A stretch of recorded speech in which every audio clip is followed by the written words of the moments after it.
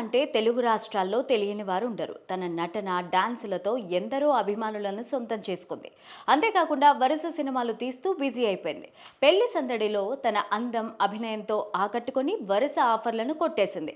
Doctor కాబోయి actor అయ్యారని కొందరు చెప్తూ ఉంటారు. అయితే శ్రీలీల మాత్రం ఓవైపు ఎంబీబీఎస్ చదువుతూనే మరోవైపు యాక్టర్గా మారింది. శ్రీలీల బాలీవుడ్కు వెళ్ళిపోతారని, ఇక తెలుగులో సినిమాలు చేయదంటూ వార్తలు వస్తున్నాయి. దీనిపైన అందరికీ క్లారిటీ ఇచ్చేసింది ఈ ముద్దుగుమ్మ.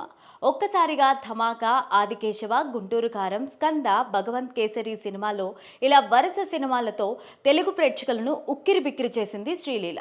అయితే 2-3 ఫ్లాపులు తగిలేసరికి అందరిలాగానే సైలెంట్ అయిపోయింది. అయితే పుష్ప 2లో కిసిక్ సాంగ్తో ఒక్కసారిగా పడిలేచిన కెరటంలాగా నిలిచింది. తాజాగా నితిన్ సరసన రాబిన్ హుడ్తో మళ్లీ తెరపైన సందడి చేసేందుకు సిద్ధమైంది. కెరీర్లో దూసుకెళ్తున్న టైంలో మధ్యలో కొంతకాలం గ్యాప్ వస్తుందని ముందే అనుకున్నానని, ఎంబీబీఎస్ పరీక్షలుండడంతో కావాలనే గ్యాప్ తీసుకున్నానని చెబుతోంది శ్రీలీల. అందుకే మంచి కథల్ని కూడా వదులుకోవాల్సి వచ్చిందని క్లారిటీ ఇచ్చింది శ్రీలీల. రాబిన్ హుడ్ కోసం ముందుగా రష్మికని అనుకున్నారు. అయితే ఆమె డేట్స్ అడ్జస్ట్ కాకపోవడంతో డైరెక్టర్ వెంకీ కుడుమల తనకు ఫోన్ చేశారని చెప్పింది.